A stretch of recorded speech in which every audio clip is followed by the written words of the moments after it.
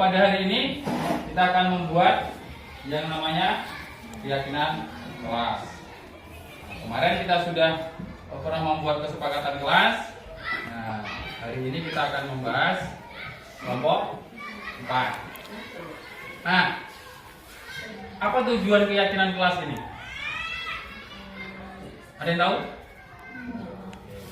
Jadi keyakinan kelas itu akan kita buat, akan kita jalankan bersama, akan kita sepakati bersama supaya pembelajaran kita ke depan itu menjadi lebih baik. Nah, sebelum kamu berdiskusi kelompok, Bapak kasih pandangan. Ya, apa itu contohnya? Taat kepada guru. Bapak tulis saja di sini ya. Oke, dari kelompok 4. Taat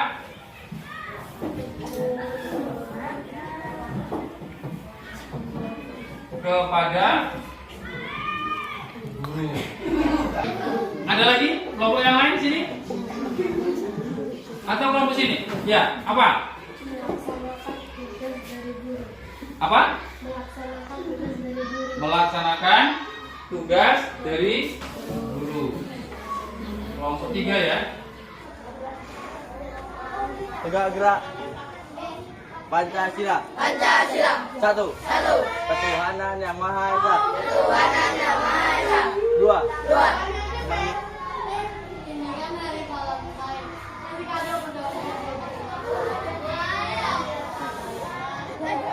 Tegak gerak.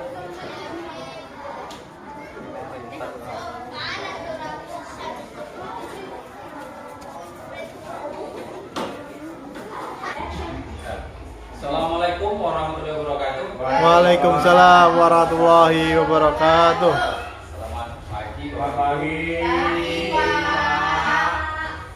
Udah kalau sudah sini ada. Oh, iya. Udah belakang. Terima kasih. Jangan kalian sebentar. Kita di nggak apa-apa. Oh, boleh. Baik. Nah, pada pagi hari ini saya sudah menyelesaikan satu modul 1 tentang guru penggerak.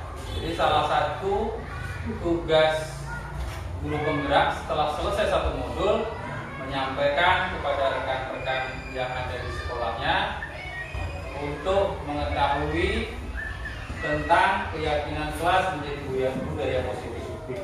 Jadi pada pagi hari ini kita sama-sama mengetahui atau melihat apa secara garis besar apa yang sudah saya pelajari selama mengikuti pelatihan guru penggerak. Dan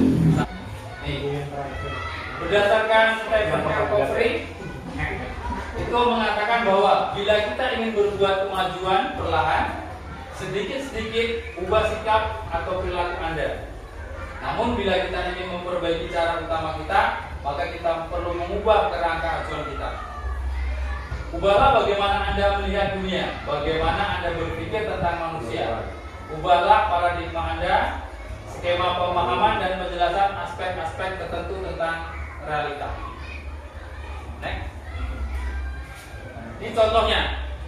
Ini stimulus respon. Kita beranggapan bahwa kita itu sama. Tapi ternyata teorinya itu tidak. Ternyata kebutuhan kita itu berbeda-beda. Nah, itu yang belum kita selama ini mungkin perlu kita sadari. Kemudian semua orang melihat hal yang sama. Ternyata menurut teorinya tidak. Setiap orang memiliki gambaran yang berbeda-beda. Berikutnya, perilaku buruk dilihat sebagai suatu kesalahan. Membuat orang agar berpandangan sama dengan kita. Kan selalu itu. Kalau kita punya apa, kita berharap orang itu sama dengan apa yang kita pikirkan. Menurut kita baik, gitu kan? Harus ikut. Ternyata menurut teori, kita berusaha memahami pandangan orang lain tentang dunia. Tentu manusia punya pandangan dan pemikiran yang berbeda. Perilaku buruk dilihat sebagai suatu kesalahan. Menurut teori, semua perilaku memiliki tujuan. Jadi, kadang kita menjudge atau menghakimi seseorang itu berlaku seperti itu, kita langsung mencap perlakuan itu buruk. Padahal belum tentu kegiatan yang dia lakukan itu mempunyai tujuan apa. Orang lain bisa mengontrol saya. Itu kalau menurut stimulus responnya. Tapi menurut teori, orang lain tidak bisa. Yang bisa mengontrol kita adalah kita sendiri. Itu teori itu benar. Kita harus yakinkan diri kita. Orang lain itu bisa mengatur saya. Oh tidak bisa. Yang bisa mengatur saya adalah diri saya sendiri. Orang lain tidak kalah. Ya, ada tanya jawab ya. boleh Mbak, tapi nanti lah. Oh nanti. Kita kasih sesi tanya jawab. Oke. Nah, ini sampai kita mengeluarkan ilmu Mbak. Ini garis besar Tadi aja. ada anu Pak. Iya. Timbal-balik. Ya, nanti ada Mbak. Oke. Kan berprinsip Ya. orang itu ada yang menang, ada yang kalah. Tapi menurut teori tidak bisa. Harus menang. Nah, gitu. Oke, kita naik Pak. Nah, ini menurut ada 3 motivasi perilaku manusia. Ada 3 perilaku manusia. Menyatakan 3 motivasi perilaku manusia. Yang pertama, manusia itu berperilaku biasanya untuk menghindari ketidaknyamanan atau hukuman. Pasti akan berusaha seperti itu manusia. Yang kedua, orang berlaku untuk mendapatkan imbalan atau berhak dari orang lain. Kita berbuat sesuatu, pasti ada orang yang seperti itu. Saya mau rajin ke sekolah, mau jadi kepala sekolah, ya kan? Biar dapat nilai bagus, atau seperti itu. Kemudian untuk menjadi orang mereka inginkan dan menghargai diri sendiri dengan nilai-nilai yang mereka percaya. Jadi untuk surah pendapat, jadi murid dengan kita itu surah pendapat, mencatat semua masukan. Apa yang diinginkan oleh siswa itu apa? Catat. Kemudian susunlah keyakinan kelas pada pembentukan keyakinan kelas. Kan ada kita minta masukan anak. Contohnya, Pak, nggak boleh nggak boleh membuli, mengejek orang tua. Kan bahasa anak seperti itu. Nanti kalau itu disepakati, kita buat kalimatnya yang bagus. Nah, jadi menjadi kesepakatan kelas. Kemudian setelah dibuat dan kesepakatan kelas itu jangan terlalu banyak supaya mudah diingat. Nah, ada 5 posisi. Guru sebagai penghukum, kemudian membuat orang merasa bersalah. Kemudian di sini kita menganggap anak itu sebagai teman. Kemudian kita sebagai pemantau. Yang kelima, kita sebagai manajer. Kira-kira kalau bapak-bapak bertanya pada diri sendiri, bapak dan ibu ini jadi guru itu posisinya di mana? Sebagai penghukum ya. Sekarang posisinya.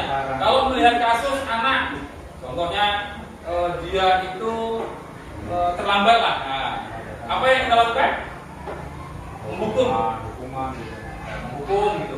Nah, jadi 5 posisi dari 5 posisi kontrol restitusi itu, kita yang balik adalah sebagai manajer. Guru itu berperan sebagai manajer. Ini langsung saya sampaikan secara singkatnya. Nanti lebih lain waktu kalau kita mau bahas ini sebenarnya agak lama kita diskusi. Saya ambilkan langsung posisi manajer itu seperti apa yang baik. Yang baik di antara 5 ini adalah kita guru itu harusnya berperan sebagai manajer, bukan penghukum, bukan membuat merasa bersalah, juga bukan menganggap sebagai teman, juga bukan pemantau. Tapi yang paling ideal kita adalah sebagai manajer. Oke, naik Pak Teguh. Ya. Cuman kan kalau Bapak pengawas kemarin secara besar saja. Bagaimana kita mempraktiknya itu belum disampaikan. Nah, ini ada namanya segitiga restitusi.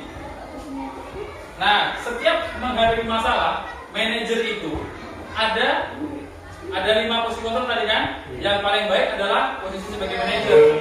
Dalam menjalankan manajer sebagai manajer itu ada 3 segitiga restitusi. Yang pertama, menstabilkan identitas. Jadi semua teorinya kita semua akan melakukan hal terbaik yang bisa kita lakukan. Kalau mau waktu panjangnya mau lihat videonya juga ada sebetulnya. Cuman kalau sampai kita di set sampai menampilkan video waktunya lama Pak.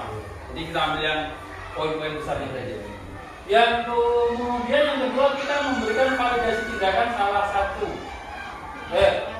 Kita memberikan validasi tindakan yang salah. Semua teorinya, semua perilaku memiliki alasan. Bisa jelaskan sedikit. Menanyakan keyakinan kelas. Karena kita tadi membuat keyakinan kelas, apa keyakinan kelas ini? Kita semua memiliki motivasi internal. Jadi begini. Kalau ada anak yang berantem contohnya. Nah, segitiga institusi itu sebaiknya kita tanya dulu. Kenapa kamu pukul dia? Nah, terus kan nanti dia akan menyampaikan alasannya. Kadang-kadang kan Pak orang tua yang dihina, kira-kira marah nggak? Nah, biarlah dia mengungkapkan apa yang menjadi unek-unek kendala dia yang ada di hatinya itu. Nah, setelah dia sampaikan, kita kasih pemahaman, nanti kita arahkan. Seharusnya perbuatan itu tidak perlu sampai seperti itu. Nanti kamu berpikir dan akibatnya apa kalau kamu tinju? Coba kalau kamu tinju tadi, matanya kena pecah, buta, nyesal enggak kamu kira-kira? Padahal kan kamu cuma dihina pakai kata-kata, kan gitu. Nah, dia nanti akan merasa tersadar. Gitu.